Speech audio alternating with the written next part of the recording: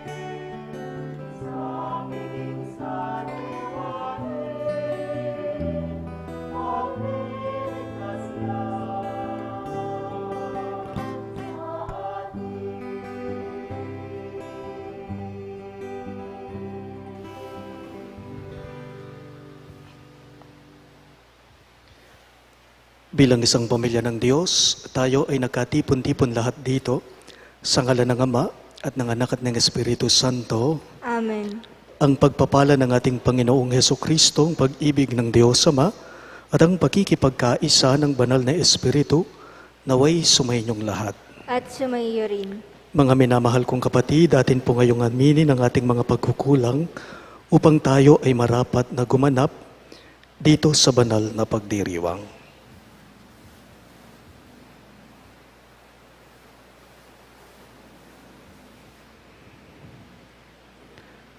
Inaamin ko Sa makapangyarihang Diyos at sa inyo mga kapatid, na lubha akong nagkasala sa isip, sa salita, sa gawa at sa aking pagkukulang. Kaya isinasamo ko sa mahal na Birheng Maria, sa lahat ng mga anghel at mga banal, at sa inyo mga kapatid, na ako'y ipanalangin sa Panginoong ating Diyos. kaawaan tayo na makapangyarihang Diyos, patawarin tayo sa ating mga kasalanan at patnubayan tayo sa buhay na walang hanggan. Amen.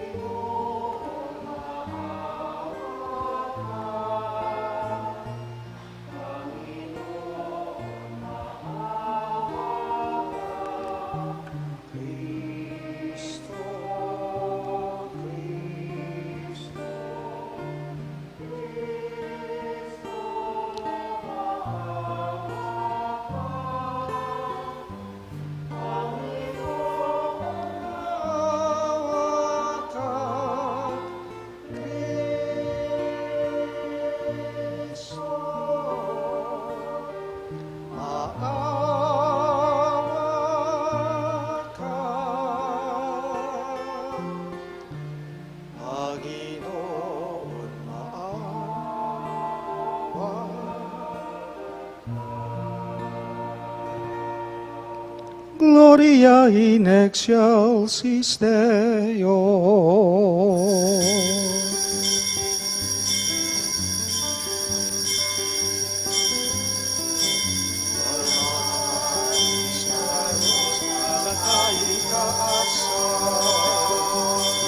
At sa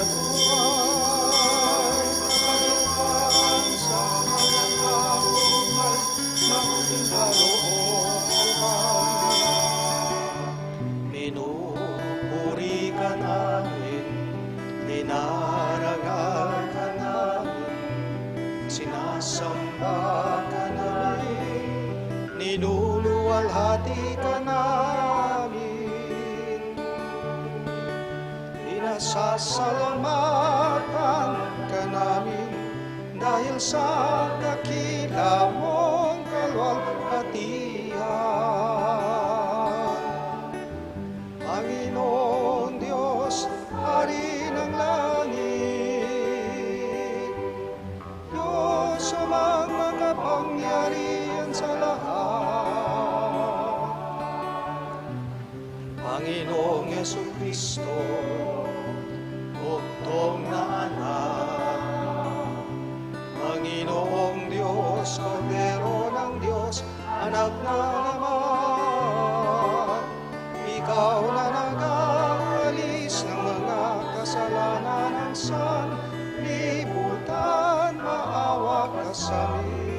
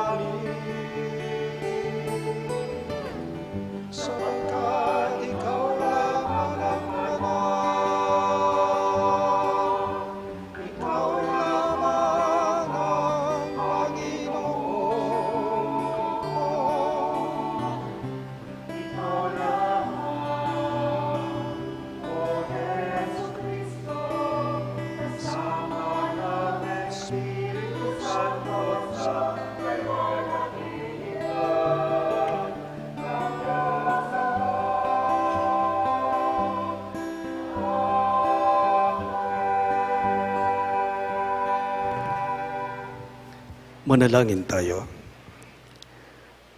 Ama naming makapangyarihan, itaguyod mo ang aming ginagampanan na linsunod sa iyong kalooban upang sa ngalan ng anak mong mahal, kami ay maging marapat magkaroon ng karagdagan sa aming paggawa ng mga kabutihan.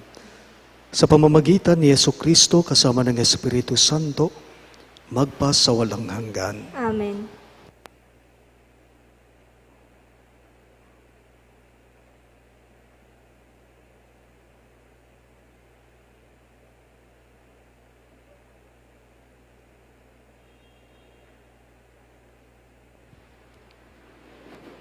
Pagbasa mula sa aklat ni Propeta Jonas. Sinabi ng Panginoon kay Jonas, "Pumunta ka sa lungsod ng Nineve at ipahayag mo ang mga ipinasasabi ko sa iyo." Nagpunta nga si Jonas sa Nineve. Malaki ang lungsod na ito. Aabutin ng 3 araw kung lalakaring pabagtas. Siya'y pumasok sa lungsod. Pagkaraan ng maghapong paglalakad, malakas niyang ipinahayag, "Gugunawin ang Nineve pagkaraan ng 40 araw."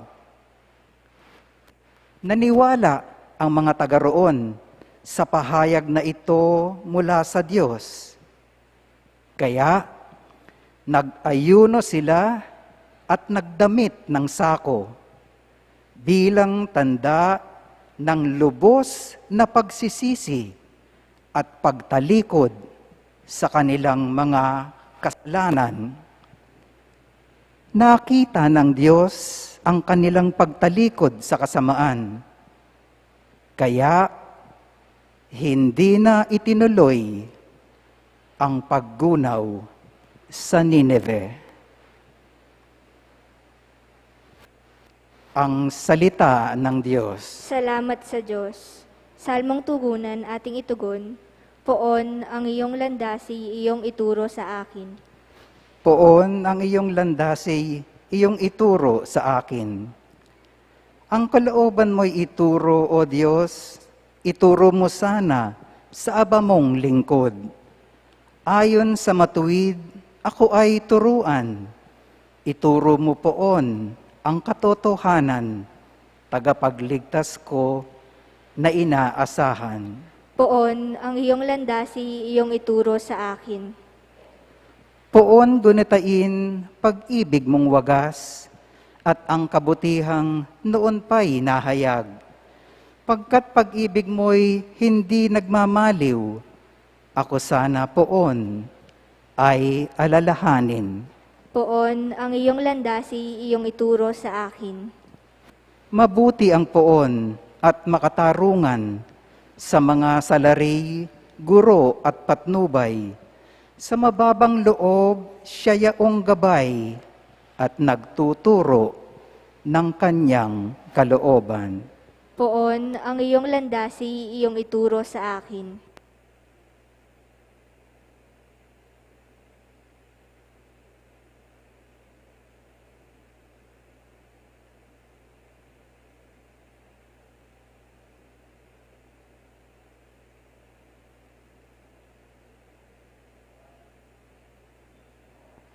Pagbasa mula sa unang sulat ni Apostol San Pablo sa mga taga-Korinto.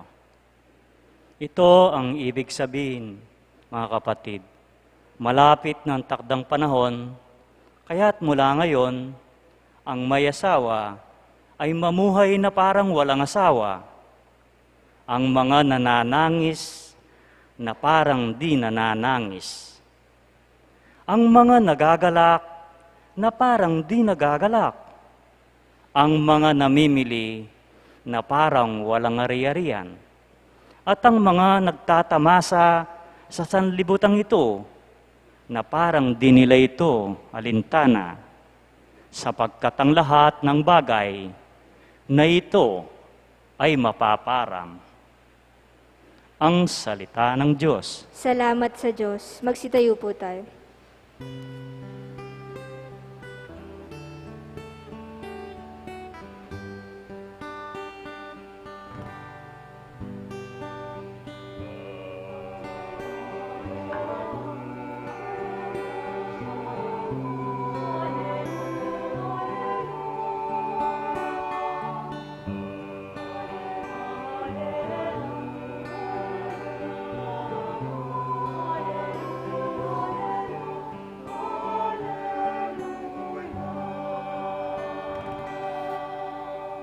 Tayo pong lahat, ang Diyos ay nagahari na, talikdan ng tanang sala, manalig sa balita niya.